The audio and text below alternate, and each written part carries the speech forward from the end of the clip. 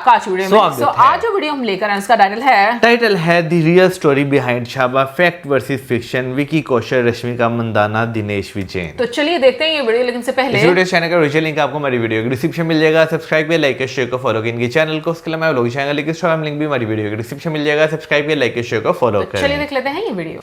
छावा देखकर थिएटर से आए हैं। सच में आखिर के वो जो 20 मिनट इस फिल्म के थे वो इतने सारे इमोशंस एक साथ लाते हैं जिसे शब्दों में बता पाना मुश्किल है। अगर कोई पूछे कि इंडियाज नेक्स्ट सुपरस्टार में ट्रांजिशन होते आप किस एक्टर को देख पाते हो, तो आंख बंद करके विकी कौशल का नाम ले लेना। हाथी घोड़े बांध के तैयारी तो तेरी भारी है, जंजीरों में जकड़ा राजा मेरा, फिर भी सब पे भारी है। 2025 में अब तक बॉलीवुड के खेतों में ऐसा सूखा पड़ा हुआ था कि उसे अजय देवगन की आजाद की फर्टिलाइजर, शाहिद की देवा का खाद और अक्षय कुमार की स्काई फोर्स का पानी और कंगना की इमरजेंसी वाली जवानी, सॉरी इसको इंक्लूड नहीं करना था। मेरा मतलब बड़े बड़े महारथी की गति भी इतनी धीमी हो गई थी कि कोई भी वर्ल्ड वाइड ग्रॉस में 50 करोड़ नहीं दे पा रहा था। तभी मैडॉक सिनेमा की तरफ से विकी कौशल की छावा बॉक्स ऑफिस पर ऐसा धावा बोलती है कि ये फिल्म विकी कौशल की अब तक की बिगेस्ट ओपनर बनती है। साथ ही साथ वैलेंटाइन वीक पर लौंडे सख्ती से गर्लफ्रेंड के साथ यो जाने के बजाय थिएटर में हर हर महादेव कहते नजर आते हैं। छत्रपति शिवाजी महाराज की जय। हर हर महादेव यही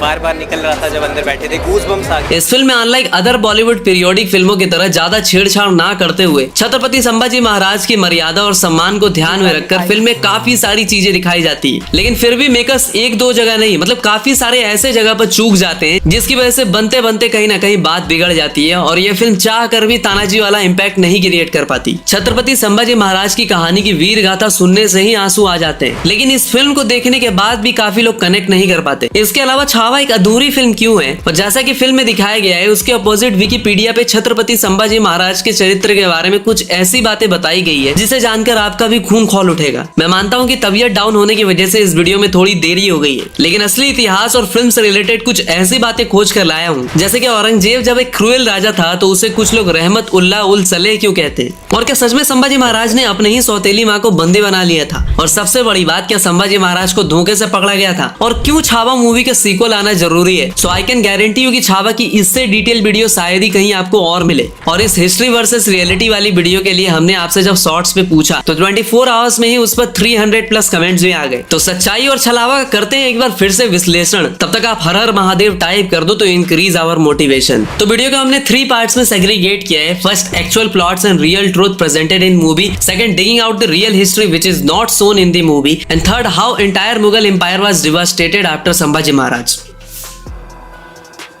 तो देखो, हिस्टोरिकल या पीरियोडिक फिल्मों में अक्सर चीजों को एग्जैगरेट करना, मसाला ऐड करने के लिए फिक्शनल कैरेक्टर्स को ऐड करना, लव स्टोरी घुसा देना, ये सारी चीजें होते आई है। लेकिन बात करें छावा की तो ये फिल्म थोड़ी सी भी लिबर्टी ना लेते हुए हिस्ट्री से बिल्कुल भी छेड़छाड़ नहीं करती। फिल्म की रिलीज से पहले छत्रपति शिवाजी महाराज के शब्दों में हेर फेर करने के एलिगेशन लगे थे, जहां उन्होंने कहा था कि हे हिंदवी स्वराज्य भावे श्रीचिन चिच्छा। वही ट्रेलर से हिंदवी वर्ड को हटा देने से काफी हंगामा हुआ था। लेकिन अगर आप फिल्म देखोगे तो मेकर्स ने इतिहास से छेड़छाड़ ना करते हुए एग्जैक्टली वही वाक्य दो बार ऐड कराया है। अब देखो, हिस्ट्री से छेड़छाड़ करने का दुष्परिणाम ये होता है कि आने वाली जनरेशन मैनिपुलेटेड हिस्ट्री को ही सच मान लेती है, जैसा कि रामायण के साथ भी होता है। मलेशिया वालों की एक अपनी अलग ही रामायण है, इंडिया में भी जगह जगह पे अलग वर्जन देखने को मिलता है, और लोग अपने इच्छा अनुसार उसमें चीजें ऐड और डिलीट करते जाते हैं, और बाद में कुछ निर्लज लोग सवाल उठाते हैं कि क्या श्री राम मांस खाते थे। इसलिए इतिहास से छेड़छाड़ करना एक बहुत बड़ा क्राइम माना जाता है। ऐसे में ये फिल्म छत्रपति संभाजी महाराज को बहुत ही सही तरीके से दिखाती है कि कैसे वो अपने पिता और पूरे मराठा स्वराज्य के लिए खुद का बलिदान देने तक से नहीं चूकते। फिल्म का सबसे बेस्ट पार्ट जो मुझे लगा वो था औरंगजेब के बेटे मोहम्मद अकबर को ज्यादा बढ़ा चढ़ा के ना दिखाना, जैसे कि बाकी बॉलीवुड फिल्में करते आई है। लेकिन इस फिल्म में उसे एज अ सपूला ही दिखाया गया है। औरंगजेब को 7-8 फीट का ना दिखाते हुए बिल्कुल ही सही तरीके से दिखाया गया है, और ये भी दिखाया गया है कि कैसे संभाजी महाराज ने उसकी नाक में दम कर दिया था। विकी कौशल ने एक एक सीन में जान फूका है, फिर चाहे वो अभिमन्यु की तरह चौकट उठा के सैकड़ों लोगों से भिड़ जाना हो, रणनीति बनाकर दुश्मनों पे अलग अलग जगह से अलग अलग तरीके से गुरिल्ला वॉरफेयर की तरह अटैक करना हो, और येसु भाई के कैरेक्टर में रश्मिका से मुझे कुछ खास एक्सपेक्टेशन नहीं थी, लेकिन उन्होंने भी काफी बढ़िया काम किया है। और खासकर पहले के लोग जैसे योग साधना से टेलीपैथी से बात कर पाते थे, उसे भी इस फिल्म में अच्छे से दिखाया गया है। लेकिन फिल्म के क्लाइमेक्स में जब छत्रपति संभाजी महाराज और उनके एडवाइजर कवि कलश को जब बंदी बना लिया जाता है तो दोनों को साथ में पकड़ के जंजीरों से बांध दिया जाता है, तब उनकी जो बातचीत होती है, और जब कवि कलश को रात में मौत की सजा देने से पहले ये बात जानते हुए भी संभाजी महाराज चाह कर भी अपने मित्र और सलाहकार कवि कलश को नहीं बचा पाएंगे, तब संभाजी महाराज जो बातें कहते हैं कि तुम नमक नहीं चंदन हो कवि, तिलक हमारे माथे का, मतलब भाई रोना आ जाता है। फिल्म की सिनेमेटोग्राफी काफी अच्छी है। मराठा दरबार की डिटेलिंग पर काफी अच्छे तरीके से काम किया गया है। फिर चाहे वो तराजू दिखाना हो या फिर मछली, जिसका तात्पर्य मराठाओं का साम्राज्य जमीन और समुद्र दोनों में होने से था। संभाजी महाराज के साथ अपनों का ही विश्वासघात करना, हाथियों से गद्दारों को कुचलवा देना, यानी ये सारी चीजें बिल्कुल हिस्ट्री के अकॉर्डिंग ही दिखाई गई है। अक्षय खन्ना और विनीत कुमार सिंह ने भी भाई एक्स्ट्रा ऑर्डिनरी काम किया है। फिल्म के कुछ सीन्स जो मुझे बिल्कुल ठीक नहीं लगे वो ये है कि जब औरंगजेब संभाजी महाराज को बंदी बना लेता है तो उनके सामने 3 शर्तें रखता है। पहला ये कि मुझे पूरे भारत का बादशाह मान लो, सेकंड मराठाओं का सारा खजाना मुझे दे दो, एंड थर्ड इस्लाम कबूल कर लो। लेकिन इस बात को ना मानते हुए संभाजी महाराज औरंगजेब की दरबार में ही उसकी बेइज्जती कर देते हैं, जिसकी वजह से वो उन्हें 40 दिन तक टॉर्चर करता है। लेकिन फिल्म में इन चीजों को दिखाया ही नहीं गया। फिल्म में सिर्फ इतना दिखाया गया कि वो टॉर्चर करता है, लेकिन किस लिए करता है वो ठीक से नहीं दिखाया गया। अब मेकर्स को सच्चाई दिखाने में किस बात का डर था वो तो मुझे नहीं पता, मैं नहीं बताऊंगा। दूसरी बात यह है कि फिल्म का डायरेक्शन लक्ष्मण उतेकर जी ने किया है, लेकिन इसमें वो कहीं ना कहीं फेल हो गए। ऐसा मैं इसलिए बोल रहा हूँ क्योंकि जिन लोगों को छत्रपति संभाजी महाराज का इतिहास पता था उनका तो चलो ठीक है, लेकिन जिन्हें नहीं पता था उनके ऊपर से काफी सारी चीजें यूं ही निकल जाती है। अच्छी थी बट फास्ट पेस के चक्कर में थोड़ा सा डायरेक्शन बिगड़ गई थी। बाकी विकी कौशल, जैसे कि वो संभाजी महाराज की सौतेली माँ को उनके खिलाफ षड्यंत्र करते दिखाना, काफी लोगों को समझ ही नहीं आता कि वो कौन है, उनका संभाजी महाराज से क्या कनेक्शन है। फिल्म का स्क्रीन प्ले काफी वीक है। और हाँ, छत्रपति शिवाजी महाराज की मृत्यु पे औरंगजेब को स्वेटर बनते हुए ये कहना कि जन्नत के दरवाजे खुले रखना शेर आ रहा है, इस प्रकार की बचकाना बातें किसी के गले नहीं उतरती, लोग मजाक उड़ा। इस फिल्म के बीजीएम और गाने बिल्कुल ही बकवास हैं। AR रहमान इज लाइक ऊंची दुकान फीकी पकवान। यही काम अगर बी प्राक, सुखविंदर सिंह या किसी भी अच्छे सिंगर को दिया होता तो मजा ही आ जाता। देखो, AR रहमान एक अच्छे म्यूजिक कंपोजर हो सकते हैं, लेकिन अच्छे सिंगर मैं नहीं मानता। हाँ, तो अब उन चीजों पर बात कर लेते हैं जिन्हें फिल्म में दिखाया ही नहीं गया। एक राइटर, स्कॉलर और एक राजा। छत्रपति संभाजी महाराज के जन्म के 2.5 साल के बाद ही उनकी माँ का देहांत हो जाता है। तब उनकी दादी जीजाबाई उनका पालन पोषण करती है, उन्हें देश, धर्म, हिंदवी स्वराज्य और जीवन के आदर्शों के बारे में बताती है। और इसलिए 14 साल की उम्र में ही उन्होंने बुद्धभूषणम, नखशिख जैसी 3 संस्कृत ग्रंथ तक लिख दिए थे। संभाजी महाराज महादेव के बहुत बड़े भक्त थे, इसलिए उनकी राज मुद्राओं पे लिखा होता था, श्री शंभो शिवजात मुद्रा से धौवित राजते यंदक सेवनी लेखा वर्तत कस्य नौपरी। अर्थात भगवान शिव के भक्त और शिवजी के पुत्र संभाजी का राज्य आकाश तक फैला है और सभी प्रजाजनों के लिए हितकारी है। पता है, संभाजी महाराज जब बहुत छोटे थे तभी उन्हें औरंगजेब से मिलना भी पड़ा था। हुआ कुछ ऐसा था कि जब छत्रपति शिवाजी महाराज ने औरंगजेब के सबसे बड़े गुर्गे, मेरा मतलब जय सिंह से संधि की थी, तो जय सिंह ने उन्हें कहा था कि औरंगजेब उन्हें पूर्ण सम्मान देगा। इसलिए शिवाजी और संभाजी उनसे मिलने चले जाते हैं, लेकिन औरंगजेब ने शिवाजी महाराज और छोटे संभाजी को बंदी बना लिया होता है। ऐसे में शिवाजी महाराज वहाँ से निकलने की युक्ति लगाते हैं और मुगलों से ये बोलते हैं कि उनकी तबीयत ज्यादा खराब है कुछ दिनों से, तो कोई भी उनके घर में एंटर ना करे। जब भी कोई मुगल सैनिक वहाँ पर आता और खिड़की से अंदर देखता तो उनको लगता कि शिवाजी महाराज आराम कर रहे हैं। इसी बीच अक्सर शिवाजी महाराज संतों के लिए फलों और मिठाइयों की टोकरियां भिजवाया करते थे। तो एक दिन वो खुद और संभाजी राजे को लेकर फलों की टोकरी में बैठते हैं और भाग निकलते हैं। इन मुगल सैनिकों को शक ना हो जाए इसलिए वो अपने सौतेले भाई हीरोजी फरजान को अपनी जगह पर चद्दर उड़ाकर सुला देते हैं और अपने एक हाथ का कड़ा हीरोजी को पहना देते हैं, जिससे हीरोजी का हाथ बाहर रहे और मुगल सैनिकों को लगे कि छत्रपति शिवाजी महाराज आराम कर रहे हैं। और इसी की वजह से शिवाजी और संभाजी को टाइम भी मिल जाता है, जिससे वो आराम से बच निकलते हैं। इसके बाद औरंगजेब घोषणा कर देता है कि किसी भी बाप बेटे को देखने से तुरंत फौरन पकड़ लिया जाए। लेकिन शिवाजी महाराज आगरा से सीधा पूना नहीं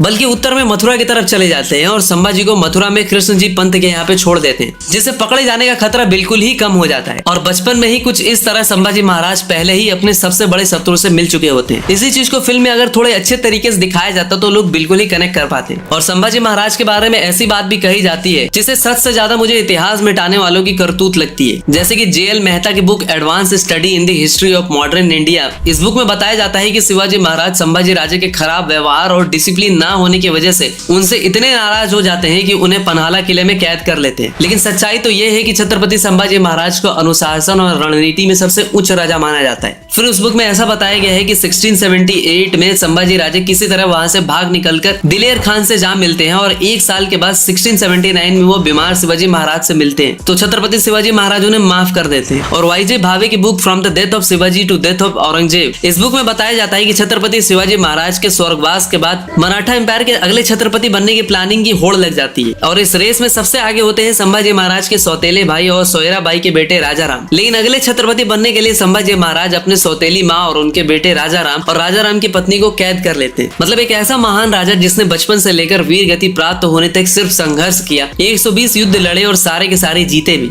जिसने एक हाथ में शस्त्र और दूसरे में शास्त्र को रखा, अपनी आखिरी सांस तक शेर की तरह दहाड़ते हुए मृत्यु को गले लगा लिया। उसके बारे में ऐसी बातें कहना कि उन्होंने गद्दी पाने के लिए अपने सौतेली माँ और अपने भाई को बंदी बना लिया। अरे मुगल्स और मराठों में यही तो डिफरेंस था कि वो गद्दी के लिए अपने परिवार के लोगों की हत्या नहीं करते थे। लेकिन इस तरह की बातें दिल को चुभती है। वो भी एक परम प्रतापी धर्मवीर महान राजा के बारे में अगर ऐसी बातें की जाती है तो ये मुझे उन्हें बदनाम करने का षड्यंत्र लगता है। अगर कोई मराठी या हिस्ट्री की अच्छी खासी नॉलेज रखने वाला बंदा ये वीडियो देख रहा है तो अपने ओपिनियन कमेंट में जरूर बताना। और एक चीज जिसे इस फिल्म में जरूर दिखाना चाहिए था लेकिन उन्होंने नहीं दिखाया, वो ये था कि मराठा एम्पायर के दुश्मन सिर्फ मुगल्स ही नहीं होते बल्कि पुर्तगाली लोग, सिंधी लोग भी होते हैं। शिवाजी महाराज के स्वर्गवास के बाद पुर्तगाली लोगों ने अपनी सीमा बढ़ाने के लिए आतंक मचाना शुरू कर दिया होता है। कोंकण के गोवा और बॉम्बे में पुर्तगालीज यानी पुर्तगाली लोगों का ऐसा आतंक होता है कि वो गोवा के सारे हिंदुओं को मार रहे होते हैं, उनका कन्वर्जन कर रहे होते हैं। उनका बोलबाला नौसेना यानी नेवी में बहुत ज्यादा होता है। वो अक्सर मराठाओं के शिप्स लूट लिया करते हैं। इसी बात से तंग आकर संभाजी महाराज ने उन्हें सबक सिखाने की ठानी और 1683 से 1684 तक गोवा में उनसे युद्ध किया और उनकी औकात दिखा दी। लेकिन मुगल्स और पुर्तगाली मिल चुके होते हैं और मुगलों की बड़ी सेना की वजह से गोवा से संभाजी महाराज को अपनी सेना को वापस बुलाना पड़ता है। हाँ, तो अब औरंगजेब और उसके पास्ट के बारे में भी थोड़ी सी बात कर लेते हैं, जिसके पास्ट के बारे में काफी लोगों को ढंग से पता ही नहीं है। और 8.5 लाख से ज्यादा की सेना वाले औरंगजेब की पूरे मुगल एम्पायर कैसे तबाह हो गई उस पर भी बात कर लेते हैं। तो मुगल साम्राज्य का सबसे ज्यादा विस्तार, सबसे ज्यादा कर वसूली अगर किसी के रिजाइम में हुआ तो वो औरंगजेब या आलमगीर ही था। वो अकेला मुगल बादशाह था जिसने दक्कन और दक्षिण भारत को भी हथियाने की पूरी कोशिश की थी। औरंगजेब शाहजहां की छठी संतान थी और उसका तीसरा बेटा था, इसलिए शाहजहां उसे दक्कन का सूबेदार बनाता है। इधर वो अपने दूसरे बेटे दारा शिकोह को मुगल दरबार का कामकाज धीरे धीरे सौंपने लगता है। एक बार शाहजहां की एक बेटी जलकर मर जाती है, फिर भी औरंगजेब आगरा वापस नहीं आता। वो उसके 3 हफ्ते बाद आता है और जब वो आता है तो शाहजहां गुस्से में उसे दक्कन के सूबेदार के पद से हटा देता है और 7 महीने तक दरबार में न आने की सजा भी देता है। बाद में उसकी क्रूरता और युद्ध नीतियों की वजह से उसे मुल्तान सिंध का सूबेदार बनाया जाता है। लेकिन 1652 के गोलकोंडा के युद्ध में शाहजहां ने अपनी सेना वापस बुला ली होती है, जिससे औरंगजेब वो युद्ध हार जाता है।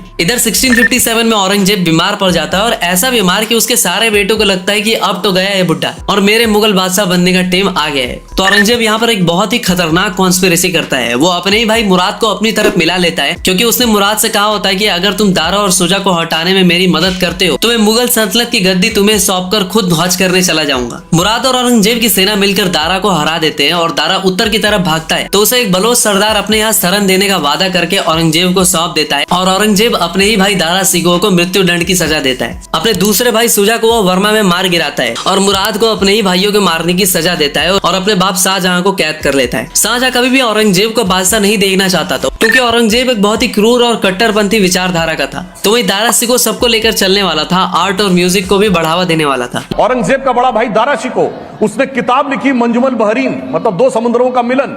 और इतना ही नहीं, उसने उपनिषदों का फारसी में अनुवाद कराया। उसका नाम रखा सिर्रे अकबर, वर्ड्स ऑफ गॉड। वहां से वो लैटिन में और वहां से जर्मन में आर्थर शोपेनहावर ने ट्रांसलेट कराया। और उस दारा शिकोह का सर काट के थाली में सजा के जेल में बंद अपने बाप को देने वाला वो गंगा जमनी तहजीब का प्रतीक है और दारा शिकोह नहीं। लेकिन जब औरंगजेब बादशाह बना तो उसने गैर मुस्लिम यानी काफिरों के मंदिर जाने पर जिजिया कर लगा दिया, जिससे विवश होकर वो अपना धर्म परिवर्तन कर ले। 1668 में उसने गाने और संगीत पर भी बैन लगा दिया, चाहे वो हिंदू हो या फिर मुस्लिम। सोमनाथ, बनारस के विश्वनाथ मंदिर, मथुरा के केशव राय मंदिर, उसने इन सारे मंदिरों को तोड़ा। क्रिश्चियन मिशनरीज को बंदी बनाने का आदेश दे दिया। 1656 में उसने 9th सिख गुरु यानी गुरु तेग बहादुर जी का सिर कलम करा दिया, क्योंकि उसने उनसे कहा कि तुम या तो कोई चमत्कार करके दिखाओ या फिर अपना धर्म छोड़ दो। तो उन्होंने दोनों काम करने से इनकार कर दिया, इसीलिए उन्हें भी मार दिया। उसी का बाप शाहजहां ने उसको कहा कि जेल में मैं अकेले रहता हूँ तो कुछ बच्चों को भेज दो, मैं उन्हें कुरान पढ़ा दूंगा। तो औरंगजेब ने अपने ही बाप से कहा कि अभी बादशाह चली गई लेकिन बादशाही करने का जज्बा नहीं गया। शाहजहां को इवन अनाज और पानी भी लिमिटेड दिया जाता था। इसलिए शाहजहां ने फारसी में लिखा कि तुझसे अच्छा तो वो काफिर है जो मरने के बाद भी पितृपक्ष में अपने पूर्वजों को तर्पण देता है। अपने ही बाप शाहजहां से औरंगजेब इसलिए भी चिढ़ता था क्योंकि उसने ताजमहल, लाल किला, जामा मस्जिद जैसे इतने सारे शानदार मॉन्यूमेंट्स बनाए थे और इन सारे भवनों को बनाने में उसने आधे से ज्यादा राज खजाना लुटा दिया था और बाकी खजाना नई राजधानी दिल्ली बनाने में। फिर भी कुछ लोग औरंगजेब को रहमत उल्लाह उल सलेह कहते हैं। कुछ लोग तो ये भी कहते हैं कि वो तो राज खजाने से एक भी पैसे नहीं लेता था। अरे टोपियां बुन बुन के बेचारा अपनी रोजी रोटी चलाता था। भला अगर आपने नोटिस किया हो तो कुछ ऐसा ही फिल्म में भी दिखाया गया था। और आलमगीर बादशाह रहमतुल्लाह अलैह ये वो हिंदुस्तान की तारीख में बादशाह है जिसकी अंग्रेज भी आज ईमानदारी की तारीफ। इन्होंने बैतुल माल से तनख्वाह लेना बंद, टोपियां सी के टोपियां सी के अपना पेट पाला करते थे। इसलिए कहते हैं कि क्रूर लोग सिर्फ दूसरों के लिए नहीं, समय आने पर अपनों के साथ भी क्रूरता करने में पीछे नहीं हटते। और भाई जो लोग औरंगजेब को एक नेक दिल बादशाह बताते हैं, मैं तो इतना ही कहूंगा कि ऊपर वाला उन्हें भी औरंगजेब जैसा भाई और औरंगजेब जैसा ही बेटा दे। तो देखो, संभाजी महाराज की वीर गति को प्राप्त हो जाने के बाद उनके 40 दिनों तक चले टॉर्चर, और कई जगह पर तो ऐसा भी बताया जाता है कि उनके शरीर के टुकड़े टुकड़े करके नदी में फेंक दिया गया था। तो कुछ इतिहासकार ऐसा भी कहते हैं कि उन्हें कुत्तों को खिला दिया गया था। इसी बात से मराठाओं का खून खौल उठता है और वो लगातार बार बार औरंगजेब से युद्ध करते हैं और उसके दक्कन के हथियाने के सपने को कभी पूरा नहीं होने देते। औरंगजेब कभी भी अपने मंसूबे में कामयाब नहीं हो पाता है और इतने साल दक्कन में बिताने की वजह से उसकी पकड़ उत्तर में भी कमजोर पड़ने लगती है और इसीलिए उसके बाद मुगल एम्पायर पूरी तरह से बर्बाद हो जाता है। हाँ तो भाई, आई होप कि अभी आपको सारी चीजें समझ में आ गई होगी और संभाजी महाराज के बारे में भी काफी कुछ जानने को मिला होगा। इसलिए संभाजी महाराज के लिए कहते हैं कि देश धर्म पे मिटने वाला शेर शिवा का छावा था, महापराक्रमी परम प्रतापी एक ही शंभू राजा था, एक ही शंभू राजा था। तो मिलते हैं अगली वीडियो में, तब तक के लिए नमः पार्वती पतये हर हर महादेव। अच्छा यार, पास की जब मैं जितनी भी वीडियोस देखता हूँ ना, मुझे एक चीज़ की जो है ना समझ नहीं लगती कि भाई जितने भी ये बादशाह राजा महाराजा थे, भाई अपनी प्रजा के लिए काम करते, पता नहीं क्या एक, अगर उस टाइम पे भी देखा जाए, आज के टाइम पे भी देखा जाए, तो हर बंदे को एक्सपेंशन का एक जो है ना वो जुनून सवार रहता है। ये पता नहीं क्यों रहता है हमेशा से और अभी तक देखने को मिलता है। अच्छा, एक चीज मैं बोलूंगी कि हम लोग डिफरेंट वीडियोस देख रहे हैं छावा मूवी से रिलेटेड, और जो फैक्ट्स हिस्ट्री के बताए जाते हैं, हर किसी में डिफरेंट आपको जो फैक्ट्स हैं वो सुनने को मिलते हैं। और मूवी की अगर हम लोग बात करें तो मुझे बड़ी उनकी बातें सीरियसली रेलेवेंट लगी हैं कि अगर आप पास्ट का थोड़ा सा कॉन्टेक्स्ट देते हो, जब आप किसी इंपॉर्टेंट पर्सनालिटी के बारे में मूवी बनाते हो, तो मुझे लगता है कि जो ऐसे लोग जिनको नहीं हिस्ट्री के बारे में इतना पता होता, तो उनके लिए काफ़ी ज़्यादा क्लैरिटी हो जाती। जैसे उनकी मदर के बारे में उन्होंने बात की, तो अब ये तो मूवी हम देखेंगे तो हमें आइडिया होगा कि हम लोग भी कितना समझ सके हैं इस स्टोरी को।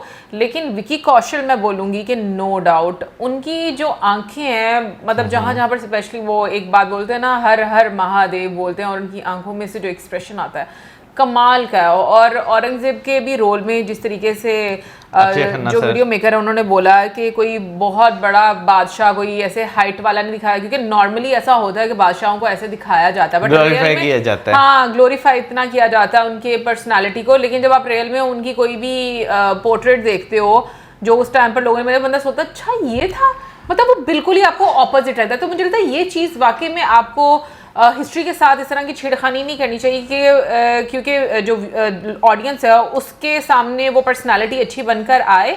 आपको जो वो हिस्ट्री में फिगर था, जिस तरह से लोगों ने बताया, उसी तरीके से मुझे लगता है दर्शाना चाहिए। अच्छा, इसकी एग्जांपल आज के टाइम पे आप ये ले सकते हैं, दुनिया में भी बहुत सारे रॉयल फैमिलीज जो हैं वो आपको देखने को मिलती हैं। तो आप जब उन्हें अपने एक रॉयल अटायर में देखते हैं ना, तो आपको एक बड़ी डिफरेंट वाइब उनसे आती है। समझ गई थी मैं बात। जब आप बिल्कुल उन्हें सिंपल अपने नॉर्मल कपड़ों में देखते हैं, आपको लगता नहीं कि भाई ये राजा महाराजा या कोई रॉयल फैमिली से जो है। हमने अपने माइंड में मूवीज देख देख कर ऐसा उनके बारे में एक इमेज बना लिया हुआ है। बिल्कुल एक इमेज बना लिया हुआ है कि यार जो बादशाह होते होंगे ना, वो बड़े हाइटेड होते होंगे, हाँ। बड़े हैंडसम होते होंगे। हर टाइम भाई उन्होंने, जैसे वो मूवीज में नजर आता है भाई, सोने के तिलक से उनका जो है वो गाउन पे काम हुआ है। सोने के तिलक से गाउन यार वो तार से, हाँ, सोने की तार से वो उनके गाउन पे काम हुआ, तो इतने शानदार ड्रेस पहन के घूमते रहते होंगे। रियलिटी जो है वो आपको बहुत ज़्यादा डिफरेंट जो है वो नज़र आती है। और मैं एक चीज़ कहता हूँ कि भाई जो हिस्टोरिकल मूवीज़ जो होती हैं ना, उनके साथ जस्टिफिकेशन करना जो होता है ना, वो बहुत ज़्यादा मुश्किल जो है वो होता है। क्योंकि आपने एक एक चीज़ का ध्यान जो है वो रखना होता है। क्योंकि हम जब मूवीज़ देखते हैं ना, तो वाकई एक ऑडियंस को एंगेज करने के लिए जो है ना, बहुत सारी चीज़ें आपको बीच में ऐसी डालनी पड़ती हैं जो फिक्शनलाइज जो है वो की जाती हैं, एक ऑडियंस की अटेंशन जो है ग्रैब करने के लिए। और मेरा ख्याल है कि 3 घंटे की मूवी में जो है ना, आप उसे जस्टिफाई नहीं कर सकते। आपको एक प्रॉपर या तो वेब सीरीज चाहिए, या आपको प्रॉपर एक सीरियल जो है उसके लिए जो है वो चाहिए होता है कि भैया आप जो है ना, क्योंकि आपके इर्द गिर्द बहुत सारे छोटे छोटे ऐसे कैरेक्टर्स होते हैं जो कि देखने में आपको छोटे लग रहे होते हैं, लेकिन उनके वो कहते हैं ना कि जैसे जख्म इतने गहरे होते हैं ना कि वो आप जो है ना जब मूवीज बनाते हैं तो उसमें वो शायद उस तरह फील नहीं कर पाते उसको। देखो मुझे लगता है कि जो इतनी इंपॉर्टेंट पर्सनालिटीज रहती हैं हिस्ट्री ही, और उनके बारे में उन जब मूवी बनाई जाती है ना 3.5 घंटे नो डाउट बहुत कम है। इवन कि मुझे लगता है वेब सीरीज भी बहुत कम है। आप डिफरेंट सीजन्स लेकर आओ तो मुझे लगता है फिर कहीं ना कहीं पर जाकर शायद आप वो जो चीजें हैं उनको कवर कर सको, क्योंकि उनकी लाइफ बहुत डिटेल में दिखाना इतने शॉर्ट स्पैन में मुझे लगता है कि इम्पॉसिबल है।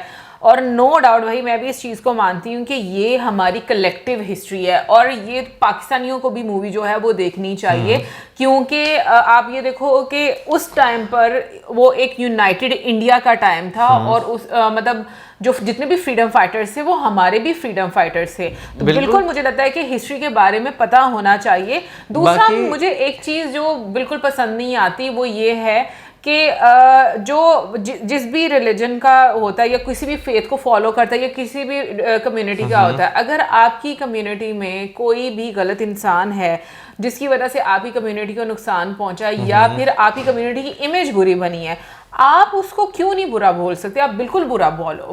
मुझे यहाँ पर अपने लोगों के साथ यही एक हमेशा इख्तलाफ भी रहता है, एक गिला भी रहता है कि हमारे लोग इस तरह की बात नहीं करते। वो क्या करते हैं, वो कवर अप करने की कोशिश करते हैं।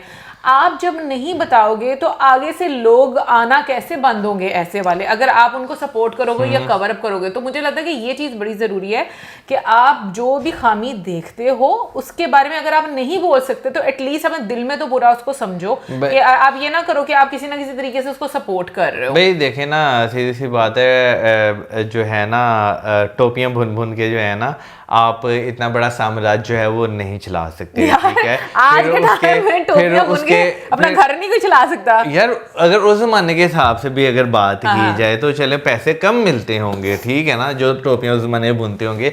8 लाख की फौज लेकर आप किसी पे हमला करने जो है वो नहीं जा सकते, क्योंकि भाई 8 लाख या आप 10,000 लोगों को भी घर से लेकर एक काफिला थोड़ा सा निकलते हैं ना तो अच्छे खासा जो है वो आपका जो खर्चा होता है। फिर उसके बाद जो इतने किले थे उनको मेंटेन आप जो है वो नहीं कर सकते। तो कहीं ना कहीं भैया आपको सरकारी जो एक खजाना होता है ना, क्योंकि आप अगर तलवार की बात करें, पोशाक की बात करें, ये जो चीज़ें आपके साथ कनेक्टेड हैं, इतनी बीवियाँ आपने रखी हुई हैं, तो वो जो है आप जो है खाली टोपियां बुन के जो है ना वो काम जो है वो नहीं चलते। ये मेरा ख्याल है लोगों को जो है वो चीज़ सोचना चाहिए। और दूसरी चीज़ जो मेरे लिए नई थी कि भाई रहमतुल्लाह अलैह का जो है वो उनके साथ एक टाइटल जो है वो जोड़ा जाता है। ये मेरे लिए भाई एक बिल्कुल नई चीज़ थी कि ऐसा भी होता है। एक बात बताऊं, जहां पर आपको कट्टरता नजर आती है ना वहां पर आपको कभी सुकून नहीं मिलेगा। कट्टरता में सुकून नहीं है, सुकून इंसानियत तो मेरा ख्याल है कि भाई बजाय इसके कि आप अपने पर्सनल इंटरेस्ट को, आज के टाइम की अगर मैं बात करूं, आप अपने पर्सनल इंटरेस्ट को जो है ना वो जस्टिफाई करने के लिए कि एक शख्स ने उस टाइम पे ये किया वो किया, आप उसको से जस्टिफाई करने के लिए बहुत सारे लिबादे जो है अपना रहे हैं। तो मेरा ख्याल है आपको लिबादे बनाना जो है वो छोड़ने चाहिए। जो रियलिटी है उस चीज़ को जो है वो एक्सेप्ट जो है वो करना चाहिए। और इवन के दारा शेखों की बात की जाए तो उनके बारे में जैसे बात की जाए, जो अच्छा इंसान है उनके बारे में सारे अच्छी ही बातें करते हैं। तो मुझे लगता है कि ये चीज़ जो होती है ना कि नहीं, आपने एक उसी इंसान को आप कह लो कि लाइमलाइट में लेकर आना जो जितना ही कटर है, तो कहीं ना कहीं पर आपके अंदर भी वही मानसिकता रहती है जिसकी वजह से आप ऐसे लोगों को पसंद करते हो। ये मेरा मानना है। और मुझे लगता है कि आपको अपने अकल के दरवाजे जो है वो खुले रखने चाहिए, क्योंकि अगर हम लोग हिस्ट्री उठाकर देख लें, प्रेजेंट टाइम देख लें, और इन फ्यूचर भी यही चीजें होती रहेंगी कि ना लोगों की स्ट्रेंथ की वजह से, लोगों की ताकत की वजह से ऐसे लीडर हमेशा जो है वो सामने आते हैं और ऊपर उभरते हैं। तो मुझे लगता है लोगों के लिए बड़ा जरूरी है कि लोगों के साथ साथ जो उस मुल्क की एलीट होती है ना, उनकी जो एक होती है उसकी वजह से ज्यादा होता है, क्योंकि लोगों की सुनता कौन है, लोगों तो वैसे ही दबा दिया जाता है। तो लोग उनकी स्ट्रेंथ क्यों बनते हैं, फिर लोग क्यों उनके लिए लड़ते हैं, क्यों उनके लिए मरते हैं? ये भी तो देखो ना, एलीट तो नहीं मरने के लिए आगे आती, मरते तो हमेशा यही लोग हैं। तो मेरा पॉइंट ये है कि ये लोग अगर अपनी स्ट्रेंथ नहीं बनाएंगे तो एलीट की स्ट्रेंथ कहाँ पर जाएगी? एनीवेज, म्यूजिक की बात करूँ भाई, म्यूजिक को लेकर वाकई में बहुत ज़्यादा लोग डिसअपॉइंटेड रहे हैं इस मूवी को लेकर। और बल्कि मैंने बहुत ज़्यादा सुना है कि जो अजय अतुल सर है ना, हाँ, उनका म्यूजिक जो है लोग रिकमेंड करेंगे होना चाहिए था, क्योंकि उनका म्यूजिक बहुत धड़क मूवी में उनका बड़ा अच्छा म्यूजिक था। बाकी कमेंट सेक्शन में आप जरूर बताइए कि जितने पॉइंट्स हाईलाइट किए गए हैं आपका इनके बारे में क्या कहना है। और इसी के साथ में